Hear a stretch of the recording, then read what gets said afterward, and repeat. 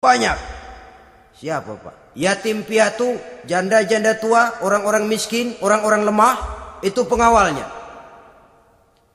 Pakaian kebesarannya apa sutra apa Pak? Pakaian kebesarannya malu dan takwa.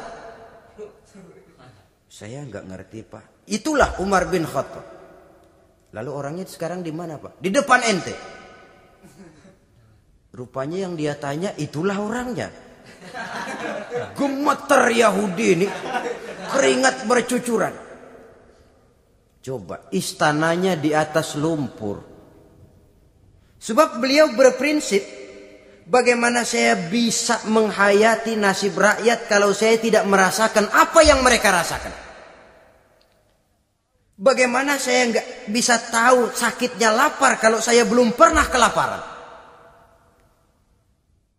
Itu prinsipnya. Istananya di atas lumpur.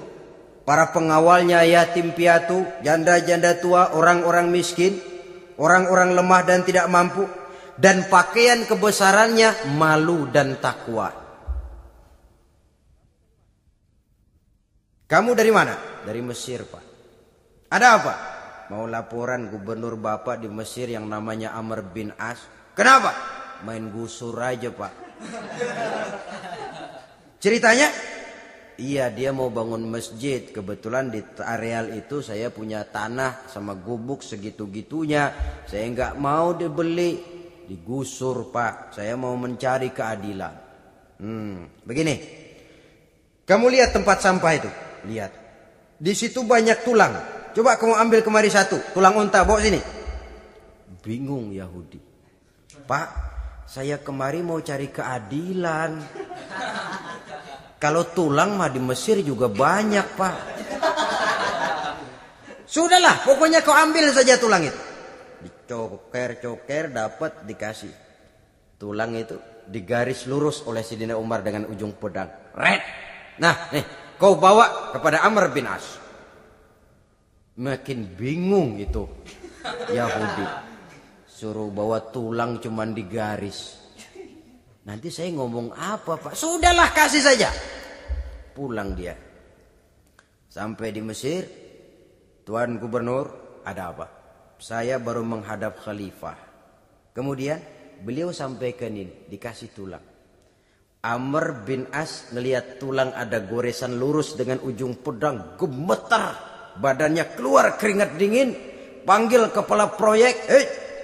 Proyek batal. Masjid nggak jadi didiriin.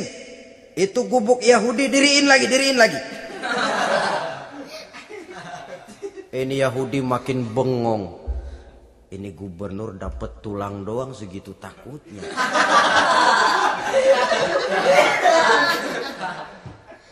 Ada apa sebenarnya Tuan Gubernur? Kamu tahu?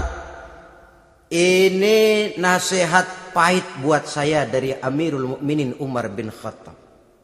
Seolah-olah beliau bilang, hai Amr bin As, jangan mentang-mentang sedang berkuasa ya. Pada satu saat kau akan jadi tulang-tulang kayak begini. Maka mumpung kamu masih hidup dan berkuasa, berlaku lurus dan adillah kamu seperti lurusnya garis di atas tulang ini. Keren.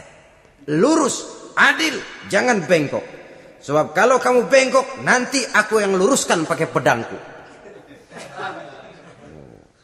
Siapa yang nggak ngeper digituin? Sampai akhirnya apa? Kata si Yahudi, Pak, kalau begitu Islam adil ya. Adil. Kalau gitu biarin dah Pak. Tanah saya. Mau kamu jual? Bukan saya jual Pak, saya kasih aja dah. Campur gubuk-gubuknya, ambil aja dah.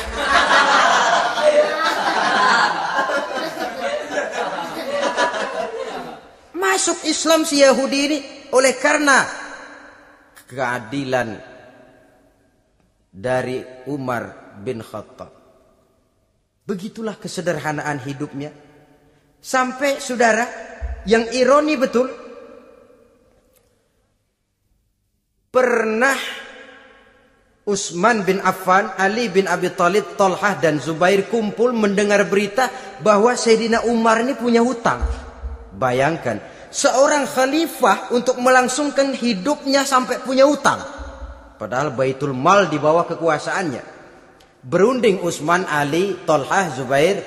Kalau kita langsung ngomong sama Umar nggak enak dong, dia nggak bakalan terima. Lewat putrinya aja, Hafsah deh. Baik. Hafsah ngomong sama Umar, Abah, kenapa? Bagaimana kalau honor Abah ditambah, ditingkatkan supaya hutang bisa ketutup? Hafsah, saya Abah. Siapa yang nyuruh kamu ngomong begitu? Enggak ada. Ada. Saya tahu ada ini. Kalau enggak ada kamu enggak mungkin ngomong begitu. Tapi orangnya kalau saya tuntut mereka mungkin enggak mau. Sekarang saya mau tanya Hafsah. Kau kan istri Rasul. Betul. Nah, saya mau tanya. Suamimu makanannya apa? Daging? Bukan. Roti. Tempat tidurnya kasur empuk? Bukan. Kain kasar yang kalau musim panas kami bentangkan, kalau musim dingin separuh buat tidur, separuh buat selimut. Pakaian yang dibelikan untukmu berapa banyaknya? Cuma 2. Nah, itu guru saya. Orang yang paling saya cintai dan itu yang saya ikuti.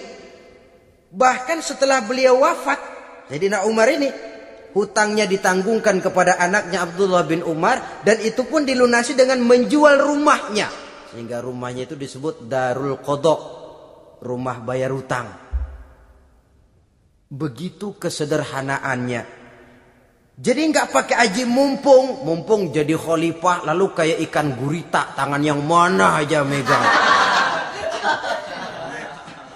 Itu kan mental monyet. Monyet itu kan begitu. Tangan megang kiri kanan, mulut ngawal, kaki megang, temennya dikasih masih ngerampas juga. Monyet rakus betul itu. Itu kesederhanaannya. Kenapa kesederhanaan ini timbul? Karena sikap zuhudnya. Zuhud itu tarkud dunia li ajlil akhirah. Orang yang mengambil dunia hanya yang diperlukan dengan lebih mengutamakan kehidupan akhirat. Watak zuhudnya yang sangat menonjol. Dialah pahlawan yang paling berani di medan perang. Dialah imam yang paling khusyuk di masjid. Dan tidak jarang kalau sholat sendiri, begitu membaca ayat yang menceritakan neraka, nangis berurai air matanya. Saudara hadirin ma'asyiral muslimin rahimakumullah. Jadi kesederhanaan dan kezuhudan ini bukan lewat teori disampaikan oleh Umar, bukan lewat penataran seluruh aparat, tidak, lewat contoh konkret. Inilah saya, contoh sederhana dan zuhud. Bagaimana saya akan bisa merasakan penderitaan rakyat kalau saya sendiri tidak pernah menderita? Bagaimana saya akan tahu sakitnya lapar kalau saya belum pernah kelaparan?